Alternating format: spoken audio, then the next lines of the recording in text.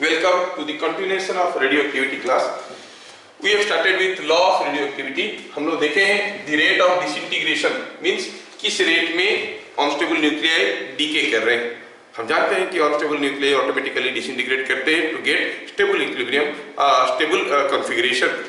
That means neutron to proton ratio close to 1.6.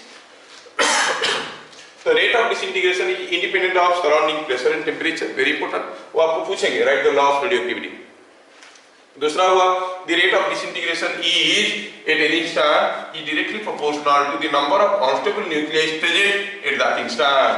किसी एक समय में किस रेट में डिसइंटीग्रेशन हो रहा है वो डिपेंड करता है कि उस समय में कितना तो अनस्टेबल न्यूक्लियाई प्रेजेंट है.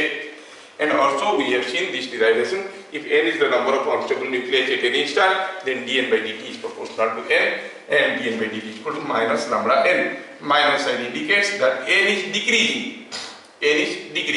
Lambda is called decay constant, which depends upon the type of material and n by p ratio of the nucleus. Unit क्या होता है? टाइम इनवर्स, है ना? क्योंकि ये नंबर ऑफ अनस्टेबल न्यूक्लियाई, ये नंबर ऑफ अनस्टेबल न्यूक्लियाई, तो lambda क्या हो गया? 1/10 मतलब time inverse. Negative sign indicates n is decreasing, ये भी देख लिया. फिर हम लोग डिराइव किए थे equation of disintegration.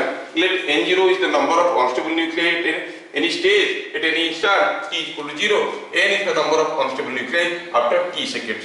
Then integrating these, we have developed the equation that n is equal to n0 e to the power minus lambda t. That means अगर t is equal to 0 में n0 number of unstable न्यूक्लियाइज है तो t second के बाद कितने ठो unstable nuclei होंगे? That is n. कितने होंगे? n होंगे. n कितना है? n0 e to the power minus lambda t. ये हम लोग देखेंगे. And also we have seen the graph is exponentially decaying one and goes like this. t equal to 0 में n0 number of unstable nuclei थे, t equal to infinity में सारे के सारे decay कर जाएंगे. So it is coming like this. अच्छा, ये बात है. तो यहाँ पे ये जो ग्राफ है, ये ग्राफ के ऊपर एक दो चीजें एनालिसिस करना है. यहाँ पे हमें एनालिसिस करना है. कोई अगर पूछेगा, सपोज ये ग्राफ अगर आपको समझ में आया है तो ये ग्राफ को लेके छोटा सा डायग्राम बनाता हूं और आपको पूछने की कोशिश करता हूं. Proceed to it. Suppose I say this is the variation of number of unstable nuclei. n क्या है? Number of unstable न्यूक्लियाइज.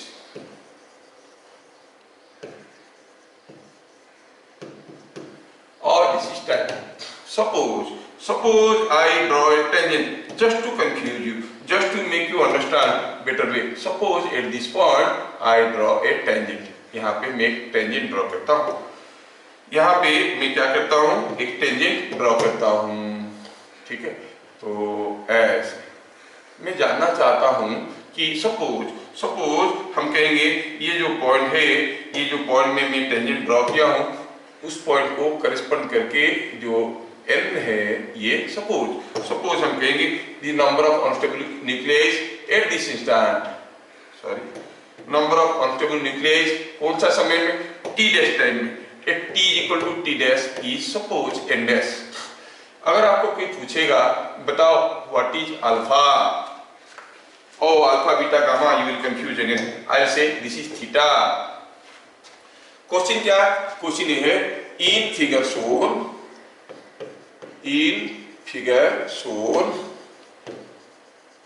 Find theta in terms of decay constant.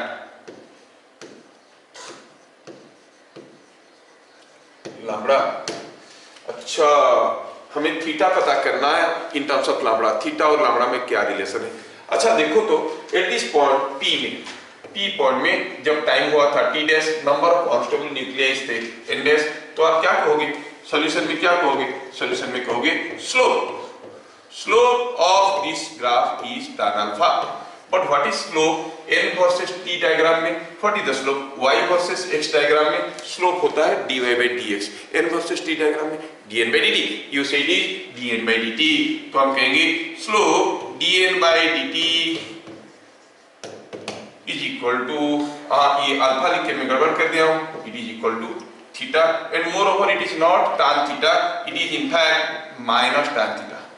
क्योंकि नेगेटिव स्लोप है ना, तो हम कहेंगे it is minus tan theta. So dn by dt हो गया minus tan theta.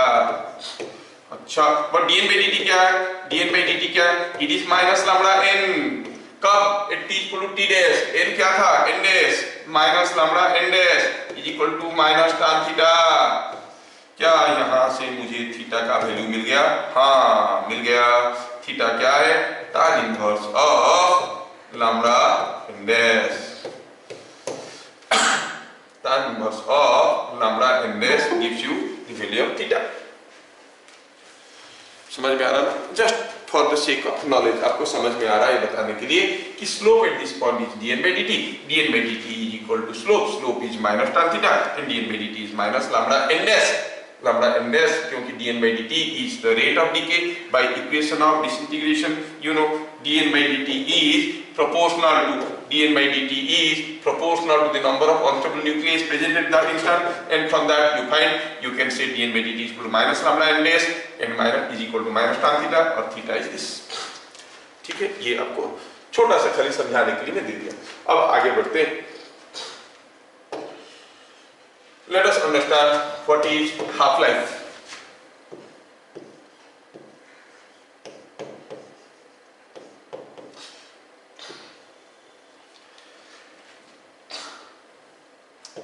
The time span half-life को चलो हम ऐसे लिखेंगे t half, ऐसे लिखते हैं, डिनोट ऐसे करेंगे. The time span in which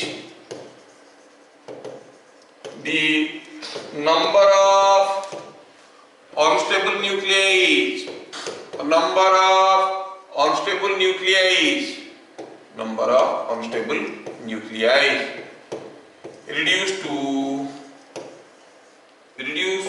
reduces to half of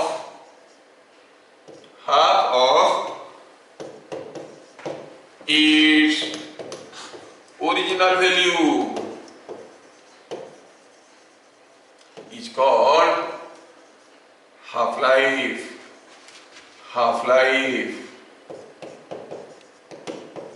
ठीक है, क्या है? सपोज हम देखेंगे ग्राफिकली, अगर देखने की कोशिश करेंगे कि सपोजिंग हमारे पास ये मैं ड्रॉ करने की कोशिश कर रहा हूं, क्या हमारा variation of number of unstable nucleus को मैं ड्रॉ करने की कोशिश कर रहा हूं. जब मैं ड्रॉ करने की कोशिश कर रहा हूं, suppose the graph forms like this. ठीक है, ये काफी समय के बाद जीरो होने वाला है. तो आप देखोगे कि शुरू में तो n जीरो था, कुछ समय के बाद ये कितना हो गया? ये आधा हो गया. मतलब नाउ इट इज n0/2. कितना समय के बाद ऐसा हुआ है? कितनी समय के बाद ऐसा हुआ है? अगर हम देखेंगे ये समय के बाद after this time this has become कितना समय के बाद? कुछ समय के बाद number of unstable nucleus n0/2 हो गया.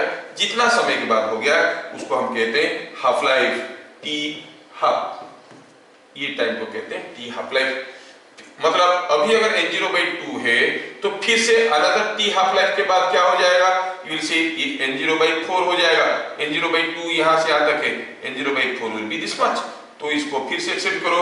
देखो कि यहां पर जो आपका दूसरा हाफ लाइफ आएगा तब तक पता चलेगा कि ये interestingly you will see, just a minute. हाँ, ये ग्राफ ऐसा होता है कि यहाँ पर ये n0/4 हो गया और यहाँ पर ये कितना हो जाएगा बताओ? ये हो जाएगा twice of t half. It will be twice of t half.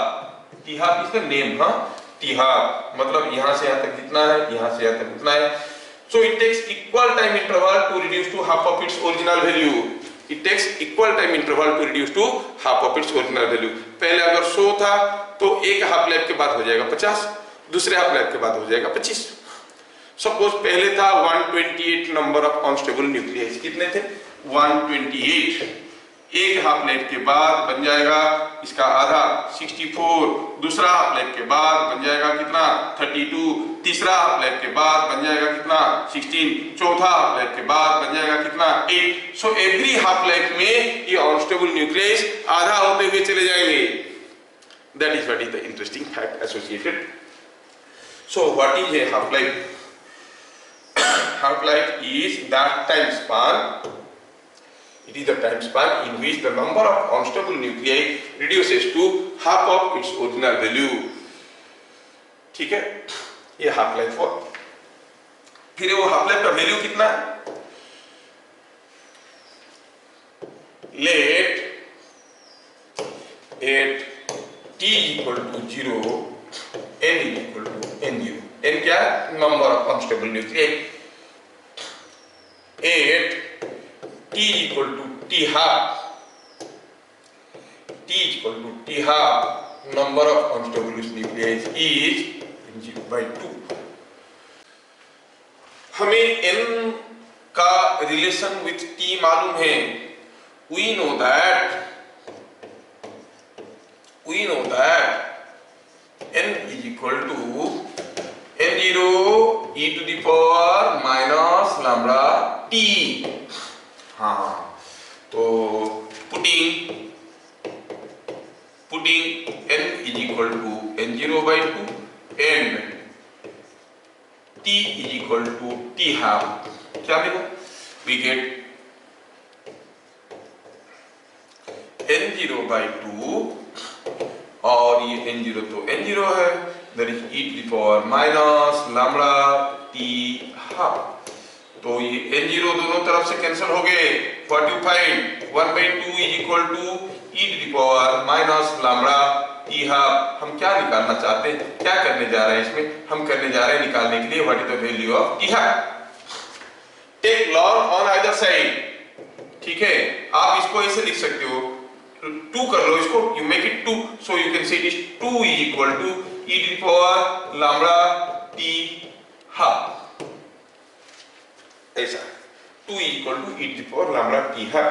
तो अगर दोनों तरफ हम log ले लेते हैं तो हमें क्या मिलने वाला है? देखो तो if I take log on either side, ठीक है, log e का वैल्यू तो 1 होता है, you know, तो हम क्या कहेंगे? taking log on either side, तो इधर मिलेगा ln 2 ln 2. इधर क्या मिलेगा? ln e to the power lambda t to the power minus half, ln e to the power lambda t to the power half. अब ये lambda t to the power half इधर आ जाएगा. ln a to the power b is equal to b ln a, b ln a, और ln 2 का value तो आपको मालूम है, तो ये हो जाएगा b ln a. तो ये हो जाएगा, लिखते हैं इसका value, ln 2 is equal to ये lambda t half into ln e, और ln e का वैल्यू होता है 1. This quantity is 1. तो what is found? It is found that lambda t half is equal to ln 2 और t half is ln 2 by lambda. ये चीज आपको याद रखना है. So the half-life of a radioactive substance is given by the formula ln 2 by lambda, और ln 2 का value होता है 0.693. हाँ, इसको आप भी याद रख सकते हो. ये होता है that is equal to 0.693 by lambda. ऐसे होता है. This is what is all about half-life. 0.693 into by lambda हो गया half-life. मतलब हर एक हाफ लाइफ के बाद you will see the number of unstable nuclei becomes half of original value, और हाफ ऑफ ओरिजिनल वैल्यू तो होते हैं, वो तो समझ में आया, लेकिन ये जो टी हाफ का वैल्यू है कितना? It is 0.693 by lambda. 0.693 by lambda. ठीक है, ये यहाँ पे ले आते हैं. सो हाफ लाइफ का फॉर्मूला आपको याद रखना है 0.693, रफ कैलकुलेशन करने के लिए 0.7 ले सकते हो, no problem, but remember the actual formula है 0.693 बाई लैम्ब्डा और ln 2 बाई लैम्ब्डा। तो कोई अगर रेडियो एक्टिव सब्सटेंस का हमें डीके कांस्टेंट मालूम है तो हम हाफ लाइफ निकाल सकते हैं, ठीक है। हाफ लाइफ हम समझ गए। Now let us see next average life. Average life, पहले ये एवरेज लाइफ का मतलब क्या है समझते हैं। Let us try to understand what is the meaning of average life और मीन लाइफ। मीन लाइफ का मतलब क्या है? It is mean life lambda t mean का मतलब होता है sum of lifes of all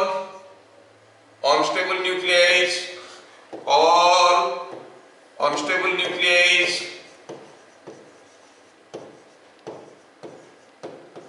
divided by total number of unstable nuclei। समझने की कोशिश करो, मैं समझाने की कोशिश कर रहा हूं। चलो देखते हैं हम दोनों कामयाब होते हैं कि नहीं होते। सपोजिंग कोई एक गांव में मान लो कि 50 लोग थे। There were 50% in a small village, 50% in a small village.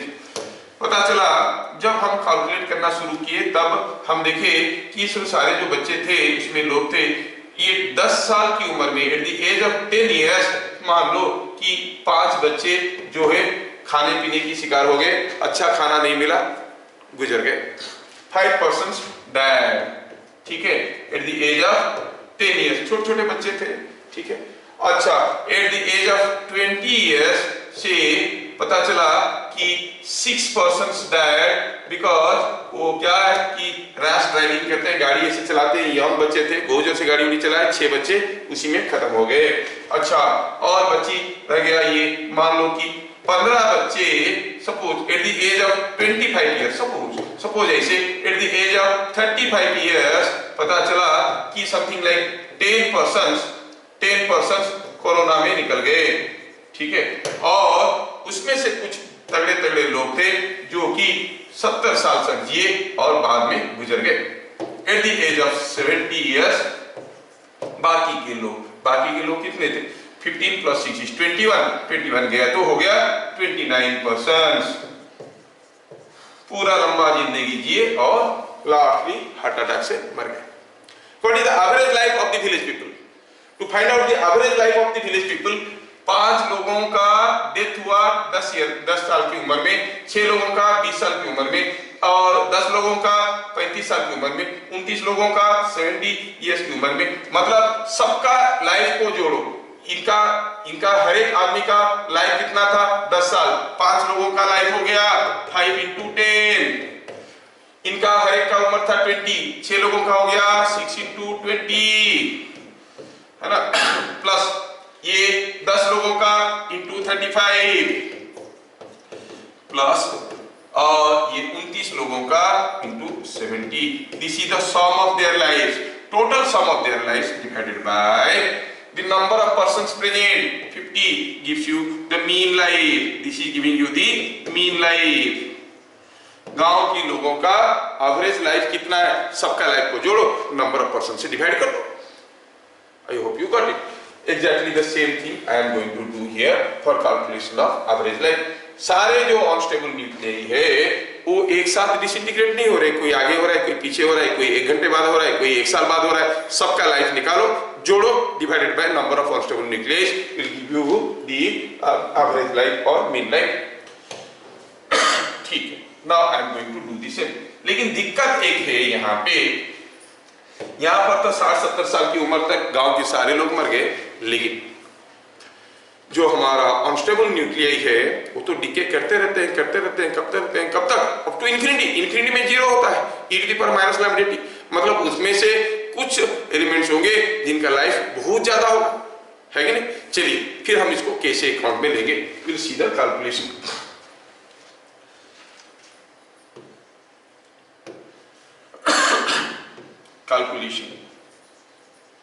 Calculation of half life, mean life.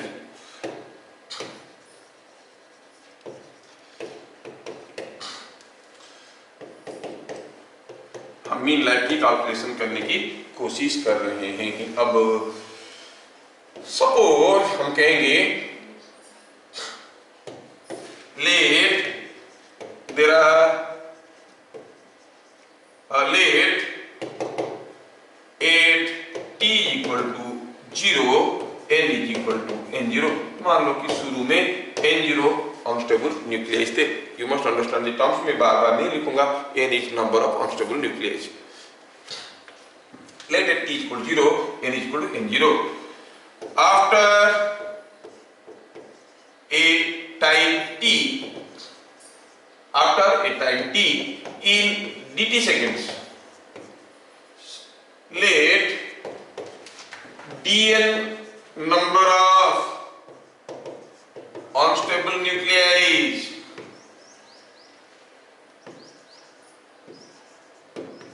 disintegrate। तो क्या हुआ, ये शुरू में तो n इक्वल टू n0 था और पता चला, थोड़ा ग्राफिकली समझाएंगे तो आपको समझ में आएगा। शुरू में क्या था, शुरू में था n0 number of unstable nucleus. ये ग्राफ ऐसे जा रहा था, ये n0 था number of unstable nucleus. t second के बाद एक छोटा सा इंटरवल लिए हम t प्लस डेल्टा t। इसमें क्या हुआ कि नंबर ऑफ अनस्टेबल न्यूक्लियस घट गए, ये वैल्यू से ये वैल्यू में। अगर dt काफी कम है, ये गैप काफी कम है, ये भी काफी कम है, तो इसको हम कहेंगे कि ये dn अनस्टेबल न्यूक्लियस डिसइंटीग्रेट कर गए इस पीरियड में।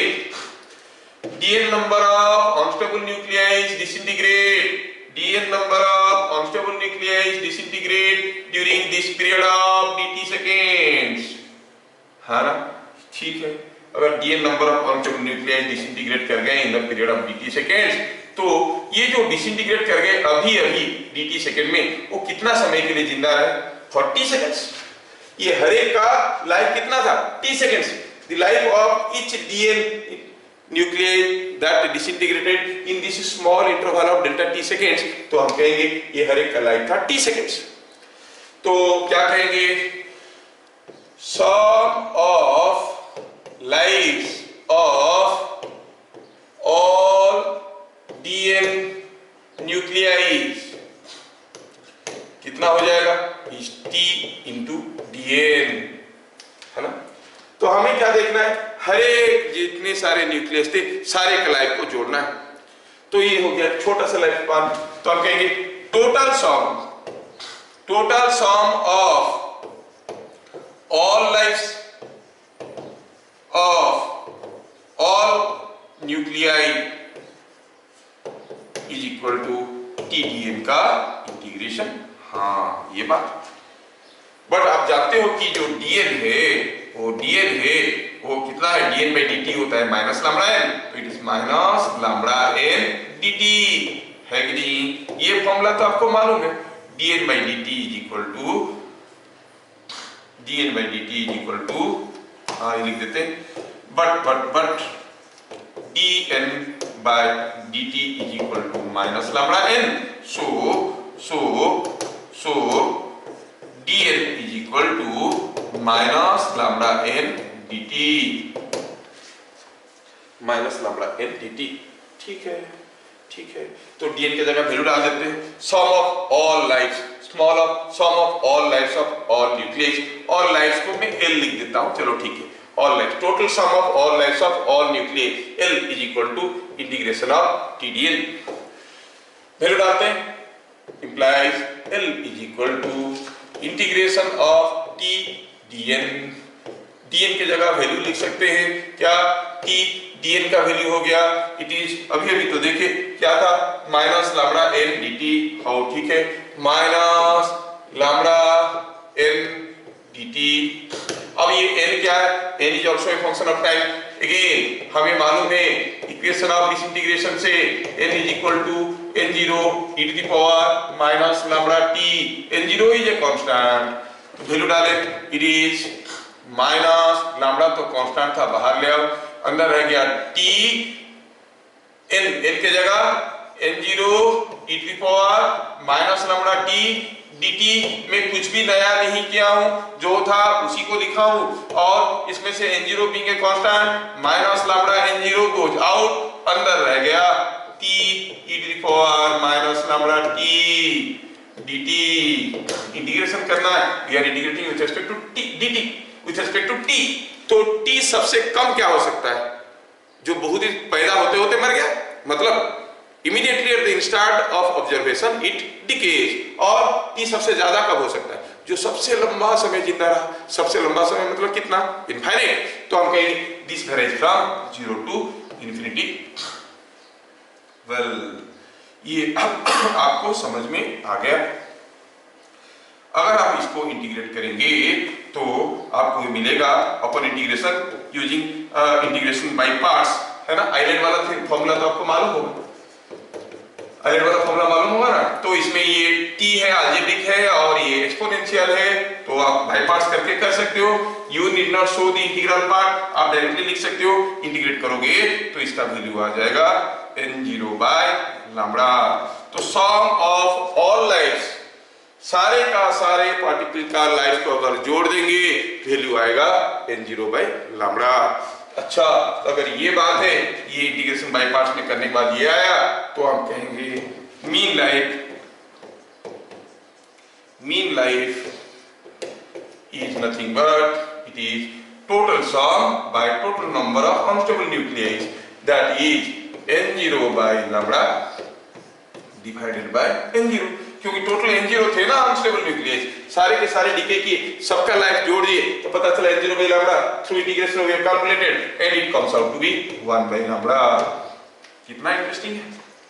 हाफ लाइफ क्या था, ln 2 by lambda, mean life क्या है 1 by lambda। इन दोनों को लेकर रेडियोएक्टिविटी पे ज्यादा क्वेश्चन आते हैं। हाफ लाइफ दिया होगा, मीन लाइफ पूछेगा, मीन लाइफ दिया होगा, हाफ लाइफ पूछेगा, है ना। वो तो सिंपल 1 मार्क वाले क्वेश्चन है, आप कर लो। 1 by lambda दिया है, एवरेज लाइफ क्या होगा, मीन लाइफ कितना है, एवरेज लाइफ कितना है, इट इज 0.693, मल्टीप्लाई कर देना है, accordingly have to do. So mean life of a particle is this.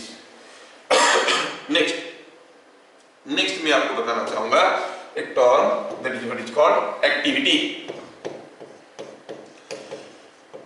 ये एक्टिविटी को हम लोग ए से डिनोट करते हैं, क्या, it is a measure of how active a sample of how active is a sample of radioactive substance। क्या active का मतलब क्या है, रेडियोएक्टिव सब्सटेंस। कोई रेडियोएक्टिव सब्सटेंस कितना एक्टिव है, कितना एक्टिव है मतलब है कि किस रेट में ये फुटुक डिसइंटीग्रेट कर रहा है। कोई रेडियोएक्टिव सब्सटेंस देख लिए, वो पड़ा है, कुछ नहीं डिसइंटीग्रेशन हो रहा है, कोई अल्फा बीटा गामा नहीं निकल रहा है, कोई दूसरा रख दिए खटखट निकल रहा है, मतलब बहुत ज्यादा एक्टिव है। समझ में आ रहा है ना, बहुत ज्यादा अगर अल्फा बीटा गामा पार्टिकल्स निकल रहे हैं तो हम कहेंगे ये बहुत एक्टिव है। ये तो एक्टिव नहीं है, धीरे धीरे दूसरा जो धीरे धीरे काफी देर में एक तो बीटा निकल जाता है, गामा निकल जाता है, वो बहुत ज्यादा एक्टिव नहीं है। जो बहुत जल्दी डिसइंटीग्रेट कर रहा है वो एक्टिव है। मतलब एक्टिविटी कोई ज्यादा एक्टिव है कैसे पता चलेगा, अगर rate of disintegration is more, तो कैसे लिखेंगे, it is given by the rate of disintegration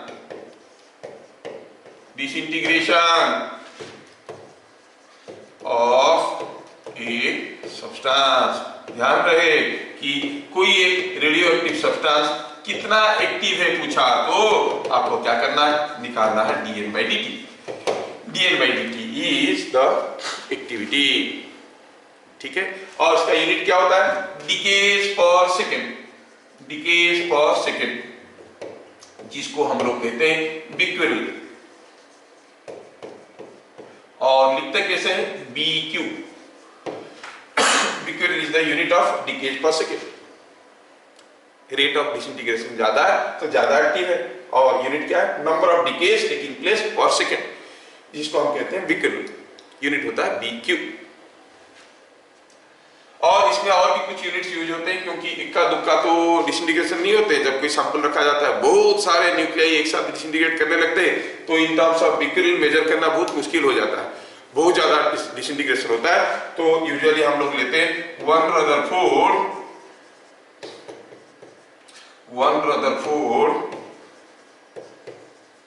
is equal to 10⁶ becquerel, and 1 Curie is equal to 3.7 into 10⁻10 becquerel।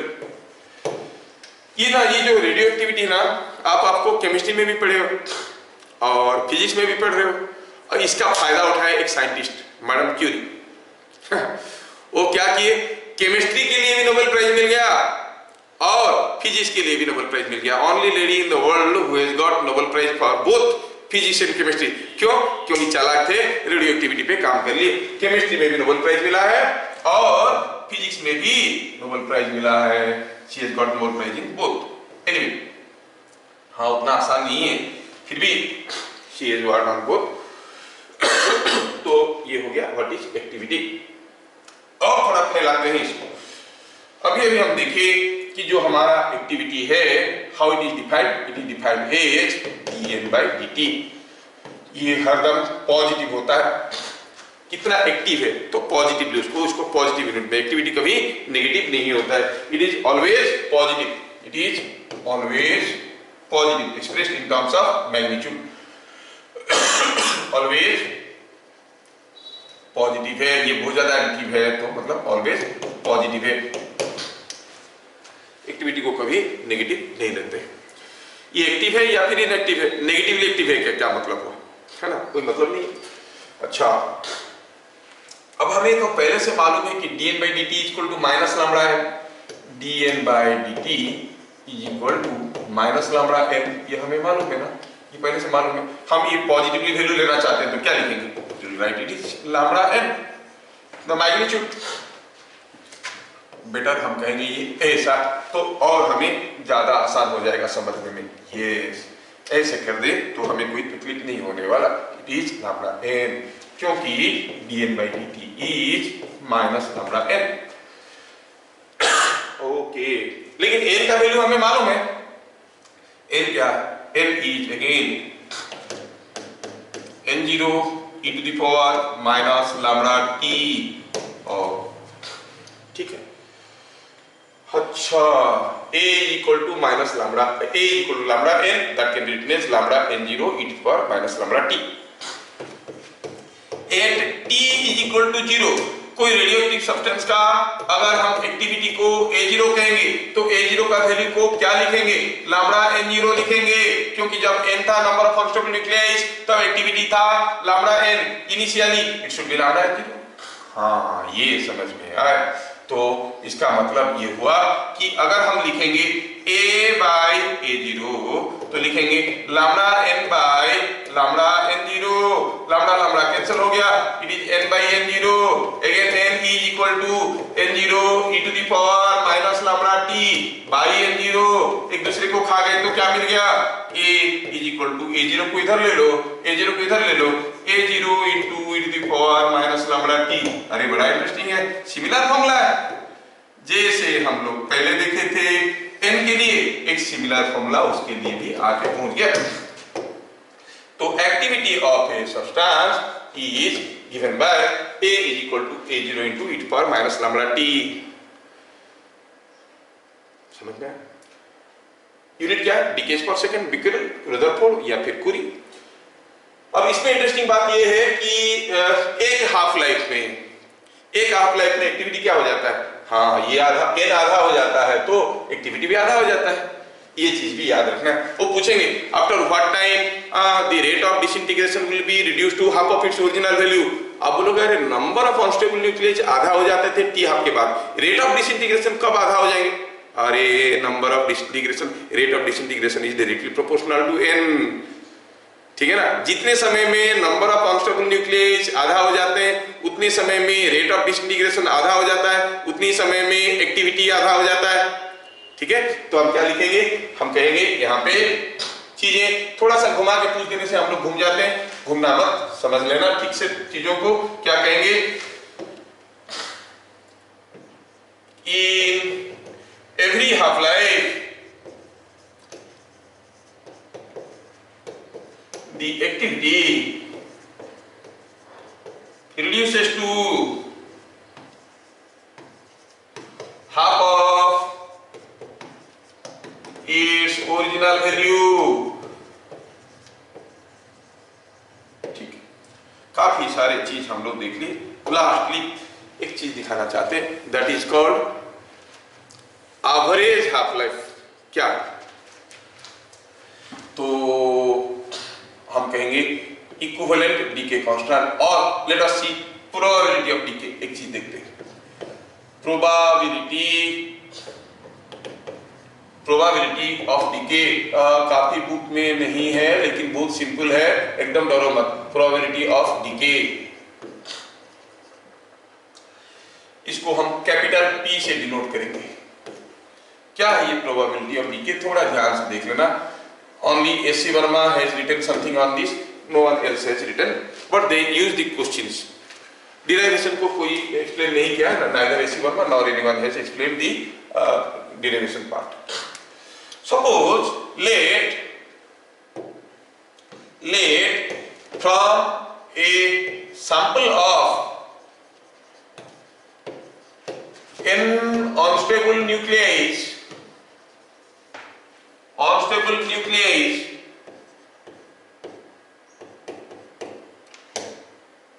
dn number of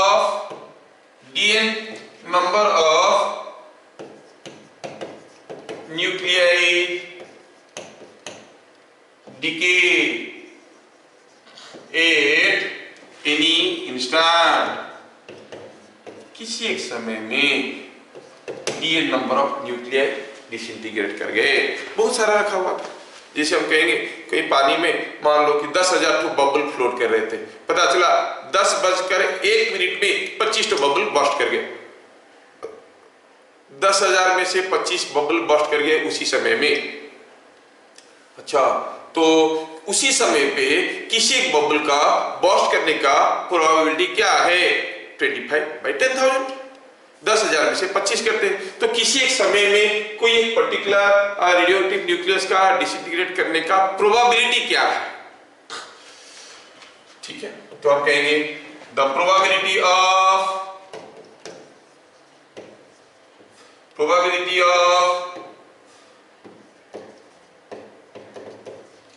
disintegration of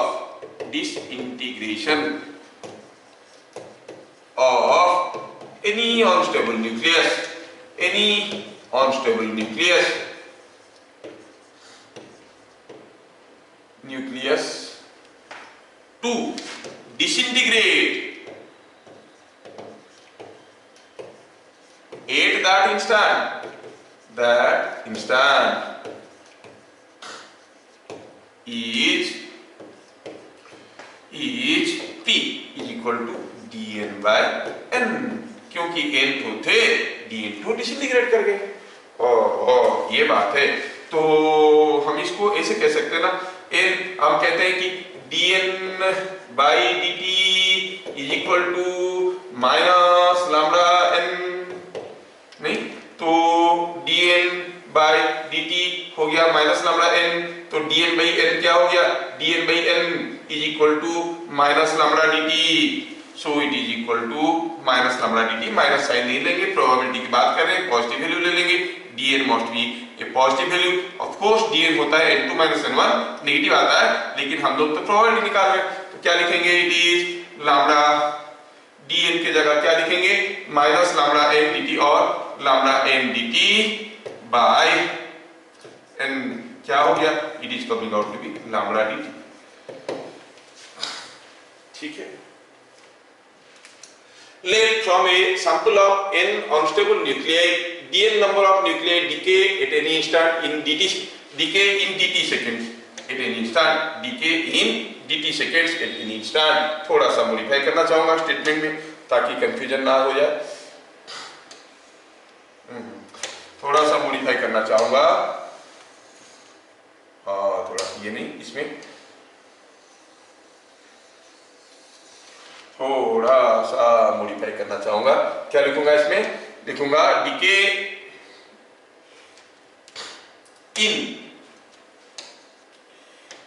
in dt seconds at any instant। हाँ ये समझ में आया, किसी एक समय में dt सेकेंड में पता चला कि ये dn number of unstable nuclei disintegrate कर गए। तो उसी इंटरवल में किसी भी एक अनस्टेबल न्यूक्लियस का डिसइंटीग्रेट करने का प्रोबेबिलिटी क्या था? dn by n। n थे, n में से dn डिसइंटीग्रेट कर गए, तो किसी एक का डिसइंटीग्रेट करने का प्रोबेबिलिटी क्या? dn by n। तो हम कहेंगे dn की जगह वैल्यू डाल दिया गया लैम्डा m dt, सिंपलीफाई किए, it is coming lambda dt। Remember, कोई भी एक इंटरवल में डीके करने का probability number of unstable nuclei के ऊपर डिपेंड नहीं करता है। कितना इंटरेस्टिंग है, lambda is a constant, it is not depending upon the value of n। आप कहोगे 10 बजे से 10:01 का जो इंटरवल है उसमें कोई एक अनस्टेबल न्यूक्लियस का डिसइंटीग्रेट करने का प्रोबेबिलिटी ज्यादा है कि 11 बजे से 11:01 में ज्यादा है? आप कहोगे दोनों वक्त बराबर है। क्यों? 10 बजे तो बहुत ज्यादा अनस्टेबल न्यूक्लियस थे, 11 बजे तो काफी डिके कर गए थे, कम थे, धीरे धीरे डिके हो रहा होगा, एक्टिविटी घट गया होगा, फिर क्या फर्क पड़ता है? फर्क नहीं पड़ता है। Less number of unstable nucleus थे, थोड़े से कुछ डिसइंटीग्रेट कर रहे हैं, प्रोबेबिलिटी तो वही रहा। That is what is the most important thing one must note here. thus the probability of any unstable nucleus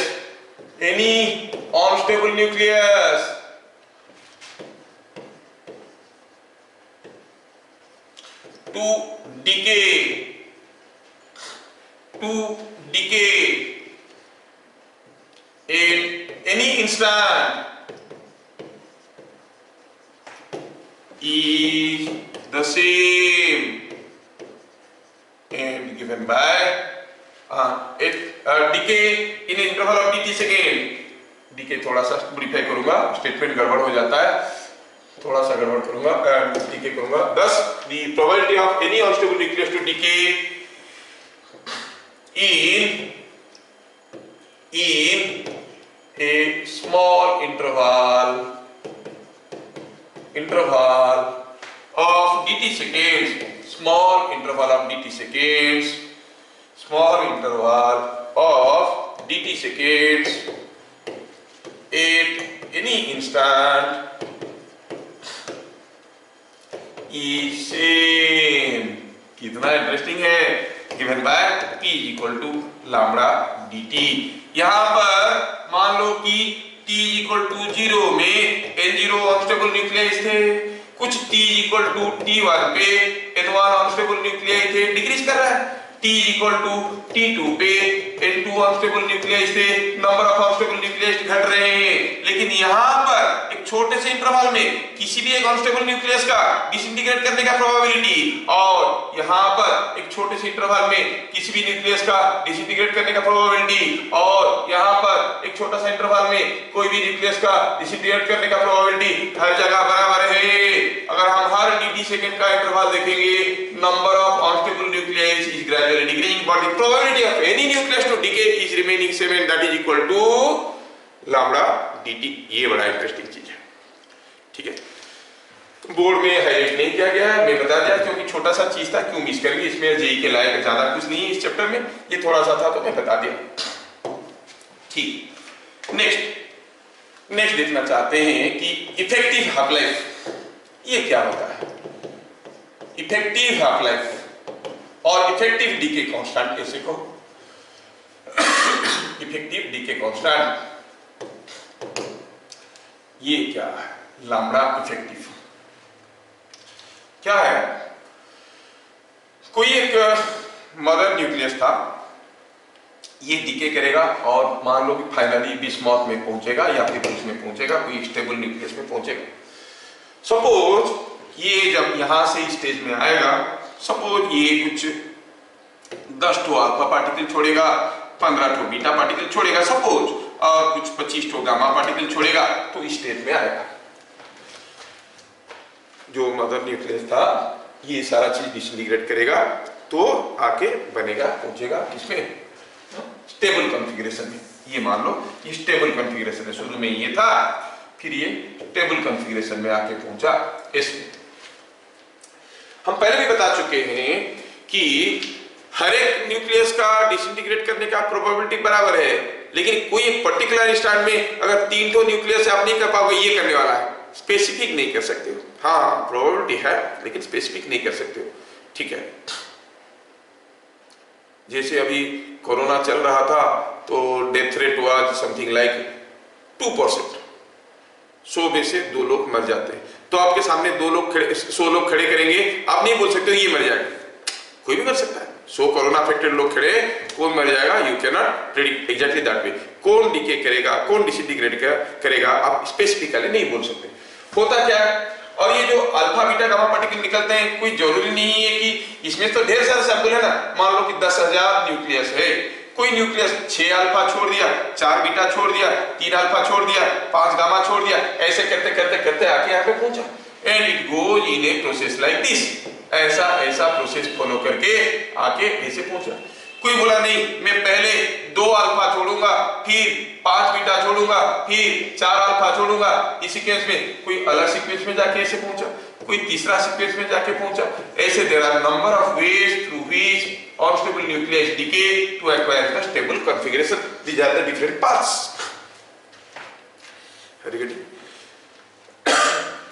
suppose इस तरीके से डिसइंटीग्रेट करके यहां पे पहुंच रहा है, तो हम कहेंगे उसका डीके कांस्टेंट है लैम्ब्डा 1। इस तरीके से करके पहुंच रहा है, हम कहेंगे डीके कांस्टेंट लैम्ब्डा 2। इस तरीके से करके पहुंच रहा है तो हम कहेंगे decay constant is lambda 3। There are several ways, there are so many ways through which an unstable nucleus may disintegrate to get a stable equilibrium, a stable configuration। अलग-अलग तरीके के अलग-अलग डीके कांस्टेंट्स होते हैं, अलग-अलग हाफ लाइफ होते हैं। अगर आपको पूछा गया, क्योंकि हम बता रहे थे आपको डीके कांस्टेंट किसके ऊपर डिपेंड करता है, it depends on the number of neutron to proton ratio. जैसे जैसे ये डीके करने लगे, neutron to proton ratio is changing, तो इस तरीके का लैम्ब्डा 1 का वैल्यू कुछ अलग हो गया, इसका कुछ अलग हो गया, इसका कुछ अलग, सबका अलग-अलग हो रहा है। ठीक है, तो ऐसा केस में अगर हमें कोई पूछेगा बताओ x का डीके कांस्टेंट क्या है, क्या कहोगे, लैम्ब्डा 1 कहोगे कि लैम्ब्डा 2 कहोगे कि लैम्ब्डा 3 कहोगे कि क्या कहोगे। Let us we are trying to understand that effective decay constant we want to find out now. क्या लिखेंगे, लिखेंगे ए अनस्टेबल न्यूक्लियस और एक unstable nucleus can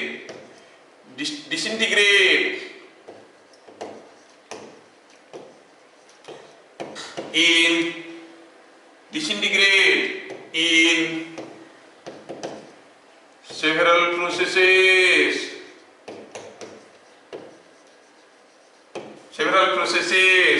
with different decay constants। क्या decay constants lambda 1, lambda 2, lambda 3 etcetera. P1 the probability of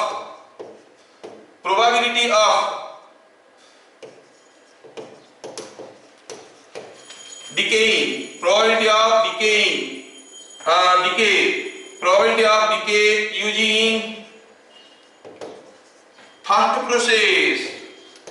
using first process, अभी तो देखे थे क्या हो गया, lambda 1 dt। P2 the probability of decay using the second process, कोई एक अनस्टेबल न्यूक्लियाई अगर सेकेंड प्रोसेस में डिके करेगा तो हम क्या कहेंगे, using second process is equal to lambda 2 dt। तो there are so many processes, ये सारे प्रोसेसेस में कोई अनस्टेबल न्यूक्लियस फर्स्ट प्रोसेस में डिसइंटीग्रेट करेगा, प्रोबेबिलिटी हो गया लैम्डा 1 dt। अभी तो देख रहे थे ना प्रोबेबिलिटी का formula, lambda dt। Second process में डिसइंटीग्रेट करेगा, प्रोबेबिलिटी हो गया लैम्डा 2 dt। थर्ड प्रोसेस में करेगा लैम्डा 3 dt। अच्छा, आपको बोर्ड में कोई भी एक सब्जेक्ट में फेल होने से आपको फेल कहा जाता है, suppose and there are 4 subjects, ठीक है। 4 सब्जेक्ट में मान लो कि फिजिक्स, केमिस्ट्री, मैथमेटिक्स, बायोलॉजी है। बायोलॉजी में फेल होने का प्रोबेबिलिटी है 5%, और मैथमेटिक्स में फेल होने का प्रोबेबिलिटी है 10% आपके लिए। केमिस्ट्री में फेल होने का प्रोबेबिलिटी है 20%, और फिजिक्स में क्यों फेल हो गए, हम पढ़ा रहे ना, 0%। तो कोई भी एक सब्जेक्ट में फेल होने से तो फेल होने का प्रोबेबिलिटी क्या है, चाहे किसी में भी फेल हो जाए,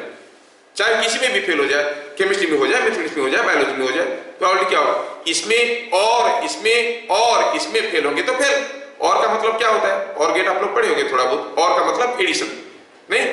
So probability of failing in A is P1, probability of failing in B is P2, probability of failing in C is P3, probability of failing in anything क्या हो जाएगा, P1 plus P2 plus P3।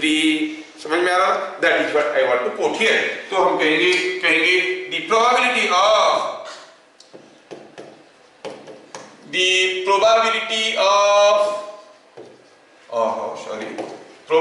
of decay in any process is equal to क्या हो जाएगा, P1 plus P2 plus P3 and so on, if lambda equivalent is effective decay constant, then हम कह सकते हैं P के जगह lambda equivalent dt is equal to P1 lambda 1 dt plus lambda 2 dt plus lambda 3 dt। अरे जोड़ते जाओ, dt cancel हो गया। The equivalent decay constant is ordinary sum of individual decay constants. अरे गेटिंग, जितने सारे तरीके से वो डीके कर सकता है, सारे प्रोसेसेस का डीके कांस्टेंट निकाल के जोड़ दो, you get the effective decay constant. समझ में आया? अच्छा, ये बात है। इफेक्टिव हाफ लाइफ पूछेगा, हाँ तो इफेक्टिव हाफ लाइफ भी तो निकाल सकते हैं। इफेक्टिव हाफ लाइफ कैसे निकालते हैं? हाफ लाइफ होता है आपका टी हाफ का फॉर्मूला था 0.693 बाय लैम्डा, है ना। तो लैम्डा का वैल्यू क्या होगा, 0.7 बाय टी हाफ। तो 0.7 by T half effective, 0.7 by T half in the first process, 0.7 by T half in the second process and go on. 0.7 cancel हो जाएगा, आपको क्या मिलेगा, 1 by T half effective is equal to 1 by T half in the first process plus 1 by T half in the second process, है ना, and 1 by T half in the third process and so on। Reciprocal जोड़ दो, ठीक है। थोड़ा दिखने में ज्यादा कंफ्यूजिंग लग रहा है, but you have understood, so I will not right this statement here. दिखने में थोड़ा अच्छा नहीं दिख रहा है, लिखने की जगह नहीं है और लिखने में भी थोड़ा तकलीफ हो रहा है। So you have understood effective T half कैसे निकालेंगे, 1 by T effective is equal to 1 by T1 plus 1 by T2 plus 1 by T3 and so on, जोड़ दो। तो यहाँ पे हमारा जो रेडियोएक्टिविटी है उसका थ्योरी खत्म होता है। Now we shall see some numericals.